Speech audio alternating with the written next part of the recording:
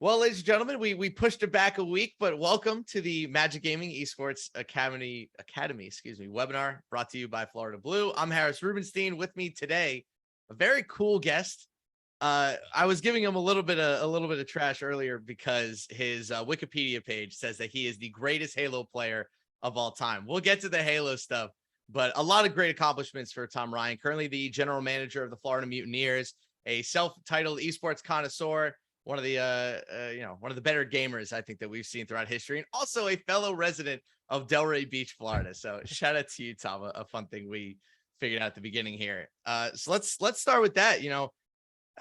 What's it like to live in Florida? Do you enjoy Delray? Are you happy to be a member of the Florida Mutineers? This is a very interesting state, is it not?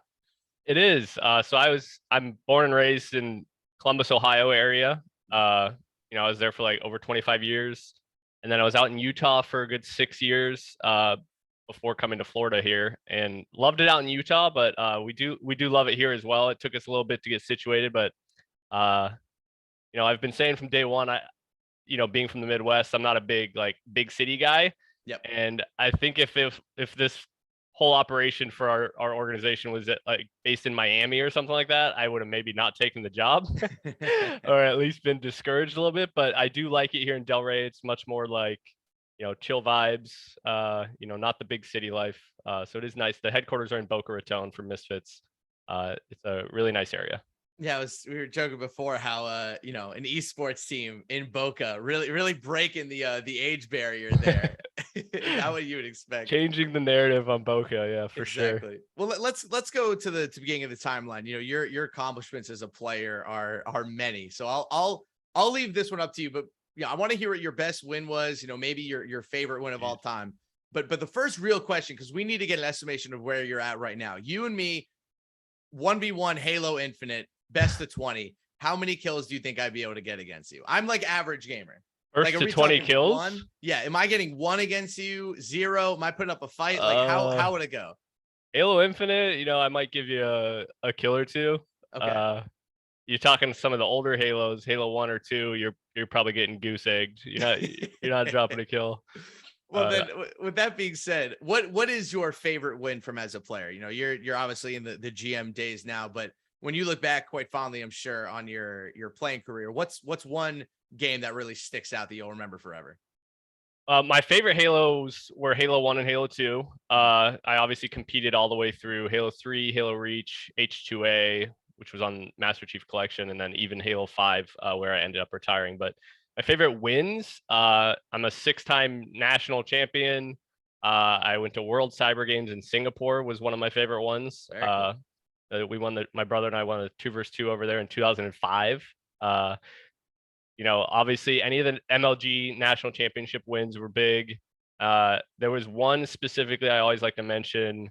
If I don't know how much you guys follow me, but the 2010 season Raleigh event, it was my first win in a 2.5 year period of not winning. During like kind of a mid-career slouch where my brother had just retired in early 2009, and my team wasn't doing as well, and I kind of had to like shift teammates for a bit, and finally found my way back at the top. And then I won multiple times after that in the following years, but there was a gap there, and that one felt really good, so I always remember Raleigh 2010.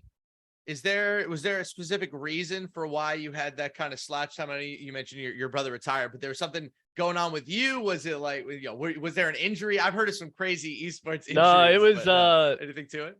It was Halo 3 came out in 2008, and there was a lot more competition. The game was a lot different from Halo 2, so it was always tough to transition those years where the new game comes out, the new iteration of the game. So the games are quite different themselves, I think, was a big part of it, along with, like I said, my brother retired, which was like a core piece in my, ability to win at that time. I had to shuffle and find new teammates. And yeah, it was kind of just a combination of those two. I don't think it was really any exterior factors. Hey, chemistry matters. We see that in the Magic Gaming side as well, the 2K League side. Like, you only have 5 guys for an entire season. Like, if that team chemistry isn't in, like, the whole team just ends up falling apart. When you were kind of coming up in the scene, in the Halo scene, like, how like what were the things that you did to really like get noticed and kind of get out there? Because like you said, now there's so many more people, sure, but is it skill? Is it personality? Like, what do you think really like blew things up for you? I mean, for me, it was obviously skill in winning tournaments. My brother and I came in, so it's a lot different from nowadays. I'll just say that first and foremost. When I was going to tournaments, it was kind of when tournaments were just starting to happen. This was Right. like 2003, through 2005. Those years were very grassroots. Mhm. Um, there weren't sponsors. This was before streaming days. The prize money was not very great, so we were spending our own money, paying our own way to get there, and just living off the prize money that we won. And we kept winning tournaments. So that's kind of how we made a name for ourselves, my brother and I. And yeah, that was, nowadays there's a lot more things that you can do to get noticed, I would Mhm. say. Streaming being a big part of that. I always say that to up and coming challengers players. That's the amateur league for Call of Duty. Uh, you know, they can place well in the tournaments and have good stats. Those are other things we look at, but Mhm. always very interested to hear their in-game communication and their mindset and whatnot. And you get a better window into that if they turn their stream on, which everybody these days, if you're playing video games online, you have the ability to turn your stream on and stream that for other people to Right. watch. And as someone who actively recruits as part of my position, that's something that's very beneficial to me, and I think that's the best way for sure to just get noticed out there. It's just obviously competing, climbing the ranks, but also letting people watch you play. Mhm. I think one of the more interesting things about your career too is that you jumped back and forth between esports, right? You went to Halo, then to COD, back to Halo. Like you kind of transitioned Yeah. back and forth. Like, was that more difficult than not? Like, did you find it easy to transition between esports? Obviously, Oh first no. person shooters are first person shooters, but like what went into you kind of being able to compete in two different esports? So just to be clear, I never really competed in COD at the highest level. Mhm. I transitioned during years where Halo scene was kind of at a down point. Sort of just as like a temporary, like I knew going into it was going to be kind of temporary. I'd play for Right. like 6 months. Tried to qualify for COD champs. I made it qualified for COD champs the 2 times that I tried, but then we got smoked Mhm. because obviously the Call of Duty pros were much better. But Yeah. yeah, for me, it's definitely very difficult. I think we've only ever seen that. And Halo and Call of Duty are very similar. They're both respawn FPS games, Mhm. similar game types. They are similar in many ways, although they also differ. But you still don't see people jumping between esports at the highest level Mhm. hardly ever. There's only been a handful of people that have ever done that, and I wouldn't even put myself on that list because I never won a Call of Duty tournament or even placed in like the top 8. Mhm. We were getting like top 24, top 16, which was still great. But Yeah. yeah, this definitely very difficult. Usually people just stick to one game. Well, the one other part that might be interesting about your career, like obviously the different esports, but you keep mentioning your brother. It's not just a brother. You have a twin brother playing esports with Identical you. twin brother. Now we've had Yeah. a couple, at least on the 2K League side, we've had a couple groups of twins coming up. We actually have two prospects right now that are twins. One of them plays point guard, one of them plays center. It's very interesting to watch them play together. But like, I mean, talk about playing professional esports with a twin. Like, do you just naturally have like better Oh, it's chemistry than other people? Like, do you know what's in their head? Like, did that give you an advantage? Like, what do you make of it? there's definitely been the narratives that have been overgassed a little bit, the telepathy and whatnot, Yep. but it was definitely a cheat code, I would say, looking back. Mhm. Always having somebody to push you to get better, and then like I said, in any game where you have a team teams that you have to form a team. Halo was team of 4. You talk about the 2K team. Like, Yep. whenever you need someone on your team, if you're that good and they're just as good, you have a built-in one teammate. So it's just one Right. less player that you have to find and connect with on that level where you can win. So definitely, we've actually seen a lot of twins in Call of Duty and in Halo throughout history. So twins, I'm still waiting for the first big triplets to come in or Well, that'd be so something like cool. that. But I've seen a handful of twins that have done really well, in multiple esports, and it is certainly an advantage, I would say. getting two twins, just to like the same things and the same video games for that matter must be hard. Getting three, could you imagine getting four? Get like quadruplets. There was a That'd be point in nuts. time where my brother and I almost teamed with one of the other sets of twins in That would Halo. have been really cool. I would Looking back, we wish we'd have done it. Just called it like Team Twins. So considering, this is your brother, right? But you guys are also competing for money. Like, did you ever find that, like, obviously, I'm sure your guys are still close, but like, did you guys ever come at odds in terms of your competitive career, along with you guys being, brothers? Like, did that ever clash, or were you guys able to like work things out? No, we always work things out, and a big part of that is because we were always on the same team. There was actually a Call of Duty pair of twins that separated for a while and played on different teams, which I thought was interesting because I guess it just comes down to the relationship between them. I think they had more of the bickering aspect, which, don't get me wrong, my brother and I bickered a lot. But no, for us it was purely positive, and we never had any issues with that amongst us. I mean, it's always good to have kind of that extra support behind you, right? Like, it's got to be cool. You're feeling down, you look over to your right, and it's just your twin brother being like, "You got this, man. Like, you're fine. Like, keep it up." Let's talk about another part of your family. You're a married man. I'm getting married this December. Yep. Did you guys meet while you were playing, or have you guys met while you've been on the GM side? So I met my wife 7 years ago, and it was towards the end of my career. So I was still competing in Halo 5 at the time.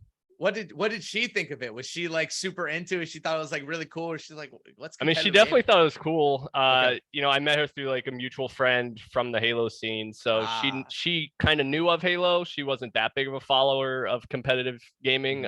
She has since become more involved in that and interested in that. But yeah, it was, obviously something that she had to be cool with because it was like, it's your life. That's right? my life. Well, yeah, I mean, we've been together for 7 years, married for 5 years, and we have a baby on the way. Oh, congratulations, Mazel tov. So let's go through kind of your end of time as a player, right? You've transitioned through a couple different esports. You've met, this great girl. You're kind of coming to an end. Like, as a pro, not to old man you too much here, did you like know it was coming to an end? Like, could you like feel it? Did you accept it? And as you're kind of entering that like transitional period, were you like okay with it? Had you like accepted it, or were you like fighting, tooth and nail to the end? A little bit of both, I would say. Obviously I've mentioned it before, but the first few Halos, the first like 5 or 6 years I was doing it, it was just pure passion for fun. I would have been doing it, going to tournaments, traveling, competing, even if I wasn't winning, I think. Right. And I would have just been spending money just to do it because it was my passion and I loved doing it, and the competitive drive was there so strongly.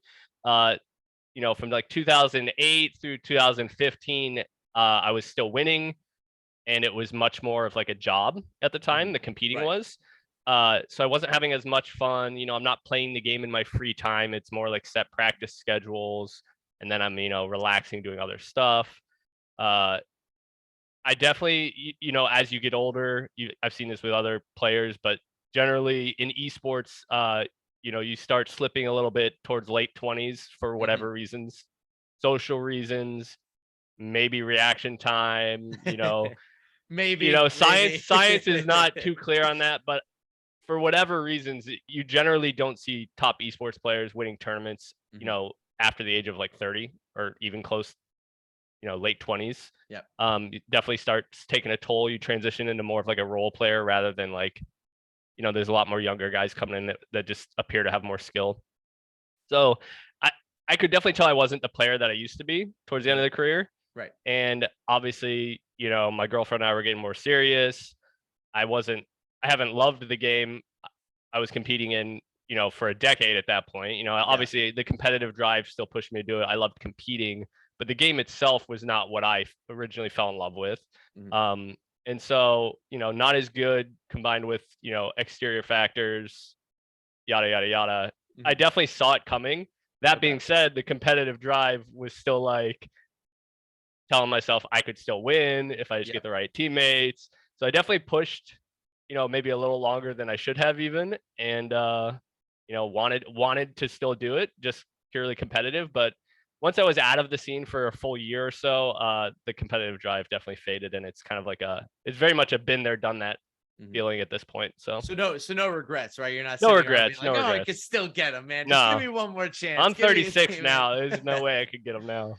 Before we get into your GM stuff, just wanted to announce that we do have some winners for our 3 copies of 2K. Going to go to Ooh. Terry Eyeball, Coach Juice, and Real Easy Money. So congrats to you guys. We'll hit you up with those codes in a little bit. Let's talk about you transitioning to a GM. So obviously the competitive fire that you were probably feeling, a good way to do it is to now run a team instead of playing a team. But there are obviously a million things that go to actually getting to that point. So like, how does one actually go from player to GM? Do you have to like tell a bunch of people that you want to do this? Did you just have like the right contact, right place, right time? Like it's always different for everybody. It How is it different you? for everybody. So for me, I did transition into coaching right away. That was the easiest transition. I was still very invested in competitive scene. We were talking about that before the show here. That I still watch all esports. I love competitive video games. I don't watch TV. I don't watch sports really. I watch esports. That's just what my life's been, and I love all esports. I watch Rocket League. I'm watching League of Legends this week.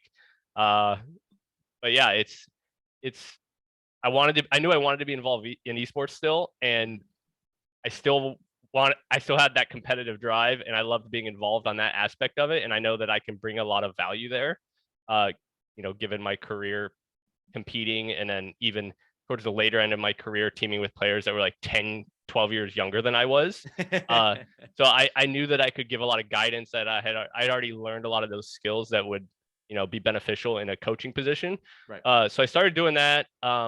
This is 2017. So esports is much bigger than it used to be. I was able to get a small salary at that point, just coaching, which I thought was kind of cool. Whoa, paid for esports? No shot. I mean, half my 2017. 80% of my career was on salary. Yeah, so exactly. That was a big thing. I was like, oh, I can, this is a thing. The back end is developing. I can coach. I did that for like a year and a half. I was with Evil Geniuses, and then Team Reciprocity, which is a smaller org that no longer exists. But at the time was, putting out some good money and sponsoring one of the top Halo teams. And I transitioned a little bit from coaching to fulfilling a lot of team management duties with Team Reciprocity in like 2018. And then, I was streaming full time at the time, also, staying tapped into the competitive scene by coaching and doing some team management.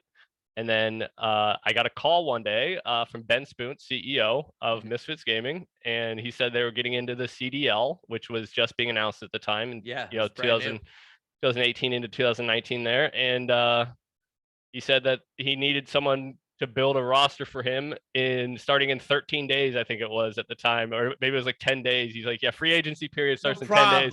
No problem. But I did get some good recommendations. Obviously I had some experience, with team management and, coaching and whatnot, but they wanted somebody that was experienced, somebody that was older. I was 32 at the time, going on 33. And I got some good recommendations. One of them being from Adam Apicella, who's former MLG, he runs the esports engine now, big wig in the esports scene. But I've been around so long, and I've met people, all throughout the industry that are now, kind of at the forefront of it. And so I've definitely developed a lot of connections that helps. And that definitely made a big impact on it. But he said he knew I played Halo and dabbled in some Call of Duty, and asked if I could build a roster, and I said, let's do it. And, I think 3 or 4 months later, I was moving to Florida, and now I've been here for over 3 years. Do you like being a GM more than a player, or will nothing like really ever hit that like adrenaline rush of playing? Nothing will ever compete with, actually competing at the top level. That was, that was my life's passion, I guess you could say. But it definitely is. I still love being involved in the competitive side. I don't really aspire to leave, the competitive aspect of it in any way. I love being tapped in. My day to day throughout the season, I'm watching scrims most days, or at least like skimming through them afterwards if I had meetings and stuff going on at the time. So I love being involved. I love being in the conversations with the players, helping them do the best that they can, and build the best roster possible. So is what would you say is I guess fun is a challenging word because everybody's job, fun is a tough word. Is there a fun part to your job? Like, is there a part that when you wake up in the morning, you're like, yes, I get to do this today? Like, I'm sure putting together the original roster must have been a blast. Like you're playing my GM at that point, but like, it was a blast, but fun? It was a blast, but it's also super stressful. Yeah, The actual construction period is like the most stressful time of the year, I would say. We call it roster mania. Contract negotiations, buyouts, visas, trying to piece together a team while all the other teams are grabbing players. That's actually an insane period of time every year. Right. I would say it's most fun what I'm entering right now, which is like preseason, where the new game's gonna come out on October 28th. Just watching the guys learn the new game. It's like not quite as serious yet. They're playing like game battles and stuff like that for fun. Kind of seeing how they're looking, before the season starts. Out a little bit. That's the most fun part. The season itself can be fun if we're doing well. It can also be very stressful if we're not doing well. So there's a lot of stress. There's a lot of stress added as a non-competitor who is invested in the team. I've said that multiple times in interviews before, but competing when I was up there, I never was stressed out. Once you're locked in, the game's starting, you're just doing what you always do. Yeah. But when you're out there, you're talking to guys before the game, but then they go up on stage and they're playing their match, and you are no longer in any bit of control. It is very stressful. Yeah. It's the control thing, right? Like, it is for sure. It's dumb. I always say this about esports. I was like, sometimes, one person has a controller in their hand, the other person doesn't. Who do you think's more stressed out? It's always the dude who doesn't have the controller. It's fun. It's fun, but it's also just super like anxiety levels that I didn't know I could reach before. So then what part of the GM process have you kind of grown that you're like, oh God, I have to do this today? Like, is there a side of the job that you wish somebody would come in and take away from you? Or do you kind of like, everything that comes with it? I mean, some of the player management stuff, I feel like I'm kind of over that at this point. The first few years, it wasn't as bad, but yeah, I definitely still do a lot of, I help manage the player apartments, stuff like that. Move-in week when I had to help haul in a bunch of mattresses and stuff, bed frames up 3 flights of stairs. It gets crazy. It gets crazy sometimes, and I do have some help from my coach who also helps with team management. But the player management stuff, the players texting me at 2 a.m. That's just stuff that I'm kind of used to it just because that's been my life. It was the same way when I was on teams and players want to have conversations at midnight. But yeah, it's getting a little exhausting, I think, as I get older. So I don't know. Maybe we'll be transitioning out of that soon. Well, it's true. Let's talk about that a little bit more then, because if you love it so much. Now, obviously a big part of our seminar series is on the mental health side, and you're kind of an interesting spot where you played for such a long time. Now you're Mr. Bigwig managing these players, like not only managing their mental health through all of it, but also yours. You're in charge. Like, that's a lot of pressure. Like, there's a lot going on. Like, how do you kind of, I guess kind of UFO everything, right? You got to make sure that everybody under you is fine, but also making sure that everything's good for you. Like, how do you kind of manage all of these different responsibilities juggling all at once? It's definitely tough. I think I am just very well suited for this because, like I said, I was conditioned through the fires of competing myself. Right. Schedule is out the window. You're on their time. I think communication is one of the biggest things, always being available, or at least trying to be available for people when they need to talk to you, making sure that they have help if they need help. Misfits Gaming, let me rewind a little bit, but when I was competing, we didn't have any, mental health wasn't as much of a big talking point as it is now. People are starting to pay more attention to it, noticing that we need help with that in the esports space as well. And we didn't have any of that when I was competing. It was, you're on your own, and don't get burnt out. Do your best on your own to not get burnt out and help your teammates out. But nowadays, our org, and I know other orgs are doing it as well, but we have a chief wellness advisor who, she helps players and staff who need to talk to her, and she delegates and finds people to help them if they need to talk to people or if they need any kind of help. So it is a lot different now. There's a lot more structure to that and a lot more, assets available to the players. Yeah, the resource side of it is what we've consistently heard every time. Whereas, like, I've been in esports for a long time. they didn't have this kind of stuff when I was coming through. Do you remember any times where you were a player where you're like, no, this is just absolute madness, like I got to get out of here? Or were you always pretty level-headed as a player? Some guys are emotional roller coasters when they play. I was always pretty level-headed. Cool. I've definitely seen it take its toll on some players, and it's, you know, it's sad to see some of the outcomes of that. But you know, I was luckily, you know, born able to weather the storm more than some people, I think. Was your twin brother the same? Like, we're both like, was he like the huge emotion energy guy? He's getting up screaming at people. No, And he you was were the like same. the relaxed same one. Okay. He is the same. Let's get back to the esports side of things, because you've seen so many different esports, right? You've been in Call of Duty before and after the CDL. You were part of the Halo scene for such a long time. You say that you're a pretty avid esports fan yourself.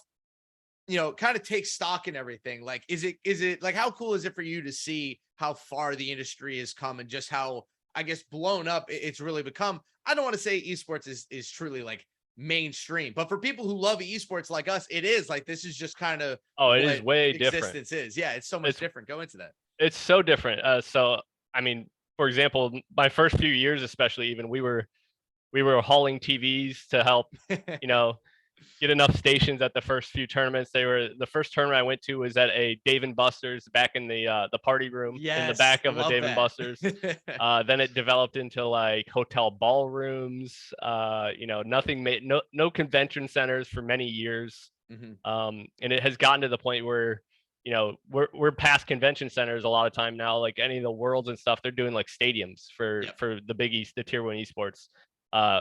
So it is on a different level now. You know, the streaming aspect of it, it's all been developed so much. I would have loved to have a lot of the stuff the players have nowadays. Like even our guys here in Florida, I was talking about, they have apartments, you know, walking distance, 3-minute walk from the office. It's open 24 hours. They have access to that.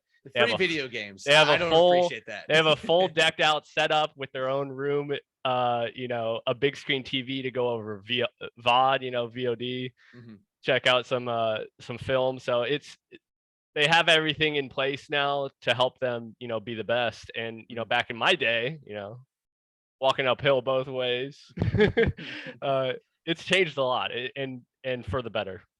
So let's go on to the other side of that. Are there some parts of esports that have kind of developed in ways that you haven't liked? Is there some sort of change that you've been around for a long time? Is there a change to the esports scene that you would make right now that you think would be like, all right, this is so much better for everyone? There is one thing on your soapbox here. You can get there's definitely one aspect of it that I kind of miss, and I think anyone who's been around a long time would say they miss also, is just like large scale open events. A lot of it now, and it's because it's easier logistically. A lot of it now is, you know, online qualifiers that lead into smaller LAN events. Sometimes even like invite only studio events with no open portion. You know, the first, you know, 6 or 7 years where we're having tournaments that have like 250 teams traveling from all over the country. There's 2,000 people in a convention center. Like, some of the best times of my life, you know, it's like absolute best time. So cool, you know, hang out, meet people. All my best friends throughout my life are people I've met through traveling the country and live all over the country from the Halo scene and from the esports scene. And that's definitely taken a step back, I think. And that's just due to logistics, and the online scene has developed a lot. So tournament organizers are doing a lot more online stuff, which is cool in its own right. But it is sad to see less large scale open events because of the connections that you can make. Yeah, the in-person side of esports is still like what makes everything, you know, and it's interesting because I kind of feel like the inverse has happened to normal sports, right? Where it's, you know, a lot of the normal sports side of things, the better viewing experience is, you know, on your couch on television. Like, I'd argue that watching an NFL game on your couch is much better than going in person. You know, the commercial breaks is all stopping, but for esports, it's kind of the opposite. It's like, you've never really experienced a true esport event until you've been to one of those in person. And, you know, you've kind of seen the whole scene. We transitioned through COVID. We go away from that. It's now seems like after COVID, everybody's like fully remote now, or at least some sort of 70-30 concept, whatever. Do you like the remote gaming? Like, do you see the pluses and minuses it have, or do you just sit around like, this is not what we signed up for? Like, are you okay with remote gaming? I'm okay Because with it. I'm not okay with it. I I'm hate okay with it to an it. extent, but like I said, I would like to see, it's great whenever you can get back together and have those big open events and see people, working closely with people. I just think that's super important. Um, and it's just more enjoyable, flat out. Well, let's not talk about this season for you, because the CDL is ever evolving, ever changing. You've got an interesting roster this year. You guys did good last year, finished 5th, 6th in the last tournament.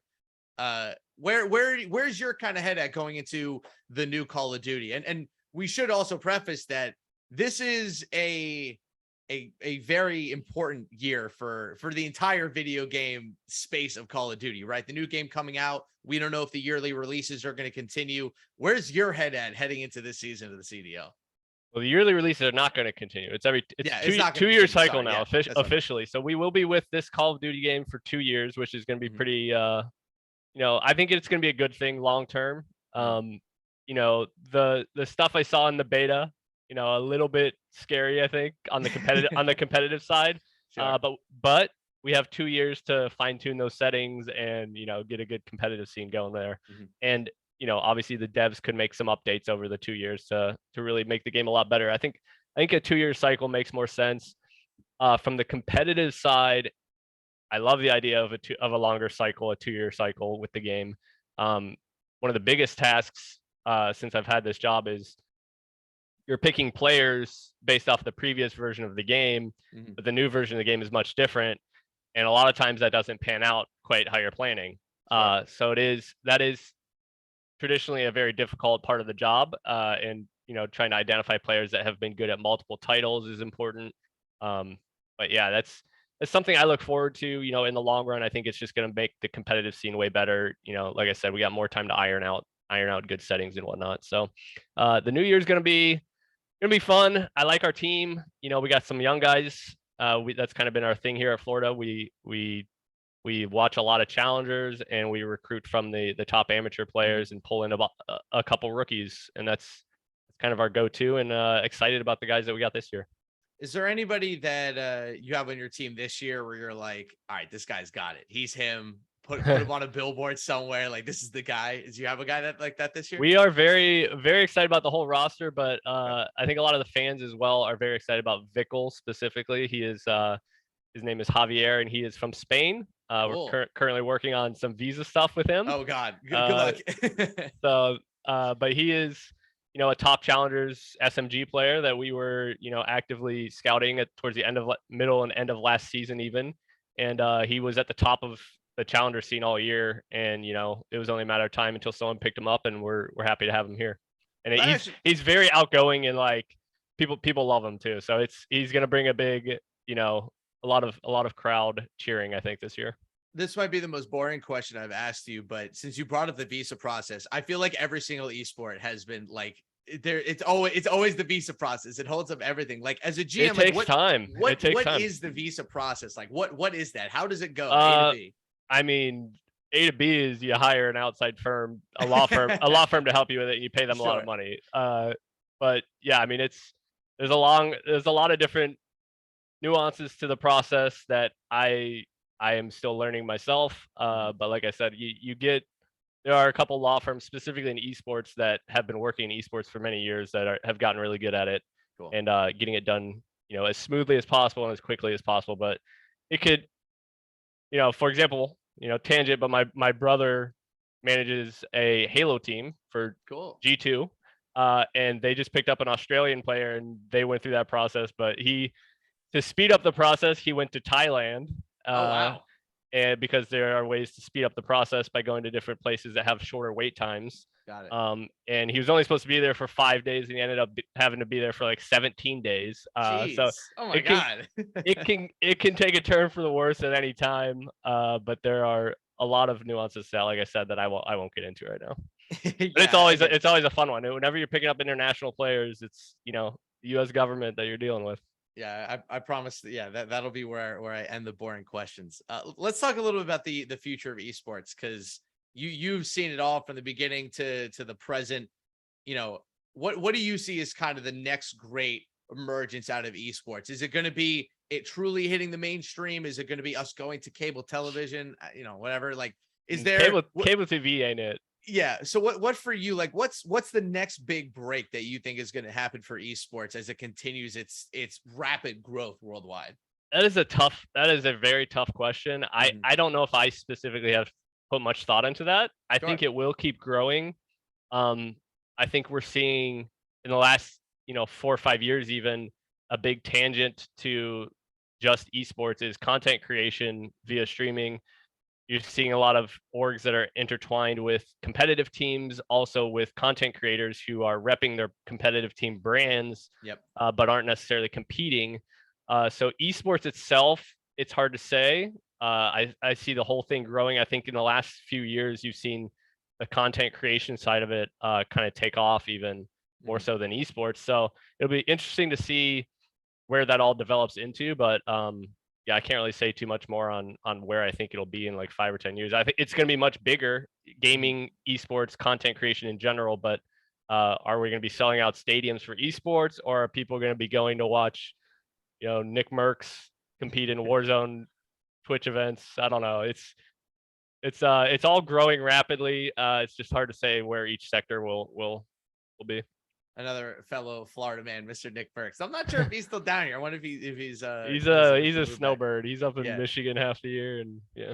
Well, if not for esports over the next 5 to 10 years, what about yourself over the next 5 to 10 years? I know that the player management stuff, especially as a GM, it can definitely get to the old psyche. So, what's the next step for you? You've accomplished so much as a player. You're doing great as a GM. Like, is there more stuff on the goal list that you're looking to check off, or is the rest of this just kind of gravy? I also haven't. I'm the type of person who kind of rides the wave. So I've done that my whole career. I did that with competing, and I took time off college in 2006 when the prize money went up a lot. Just told my parents I'm gonna ride the wave and see where it takes me. Obviously I would love to be in esports still in 5 years, but I don't know. We'll see. Well, that's why you live by the beach. If you're riding the wave, then you've done quite well. Well, let's close things out here. Any last good tips or tricks for anybody trying to come up in the industry? You have such a unique story, a twin brother who also competed with you. You guys dominated. It's like the craziest story. Like any tips and tricks for the new guys? So I mean, coming up in the competitive side of the industry is definitely a lot different. Obviously you could become a pro player like I did, which is different than, just looking for work in the esports space. I think one of the best, things I could think of, for people to get their foot in the door, if you are interested in the competitive side, but you're maybe not a competitive player, or at least, you're interested in competitive, but you're not like, you don't have the ability to be a top player, whatever it may be. There's a whole, the coaching aspect, team management, and you see a lot of like stats guys now coming in, guys with stats degrees. Teams are looking for people who, follow the comp scene, are interested in providing high level statistical data to the teams. A lot of these organizations are hiring stats guys and, more coaches. So there's a lot of work that can be done, be it unpaid work, usually for top challengers teams where you could get your foot in the door. I know there's challengers teams always, I follow a lot of the guys on Twitter and whatnot. They're always looking for help. They're looking for coaches or anyone who's going to help manage some stuff, some guys that could do stats for them. So you could definitely start developing skills in the competitive scene. Making connections with some of the top, amateur players is always good to just get recommendations. But yeah, that's kind of how we found our current coach, Willett. We've had him for 2 years now, and he competed formerly, but he was never a pro player. He did reach like top amateur level, but some of the guys he competed with ended up being pro, so he kind of stuck with the scene. And he coached for 2 years a challengers team, and I think maybe a year that was unpaid. 1 year they were good enough. They had like an amateur org, so he was getting a small salary, but not much. It's not going to be a full-time position at that point. But he developed his coaching skills, and there was a lot of people that talked highly of him coaching in the amateur scene, and we gave him a shot, and we've really liked what he's brought to the team. So there's a lot of opportunities there in the amateur scene for sure. I think the number one thing that we've learned from this seminar is that, like, or just from this series, that there's so many ways to get into it, and the way that you get into it is like kind of unique to like you in a lot of ways. Like, kind of the way that you go about it is really how you're going to get into it. You know, if you I guess the old saying is what you put, what you put into it, you're going to get out of it. Esports is very much the same way. Like, if you're willing to take sacrifices along the way, the payoff is usually pretty good, not just financially, but passion wise too. You definitely need to have the heart and the soul. Oh, you have to want, you have to want it for sure. I mean, it.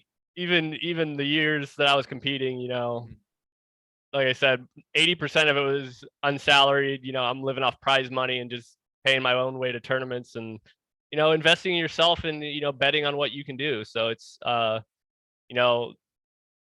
long hours sometimes, sometimes not as many, but those are the best times though, right? Like, even though you have to love it. Even money, right? Yeah, even nowadays, like my wife's like, you're crazy for doing this because there's, roster mania. The last, 2 months ago, I had like a 3-week period where I'm doing like 14, 16-hour days. I'm getting texts and doing calls at 2 a.m. It's, esports. Sometimes esports doesn't sleep, so you have to enjoy it, I think, at a high degree. Yeah. Oh, hey, the good news is you still have your hair, so the stress hasn't gotten to you too much quite yet. Yeah, we're getting there.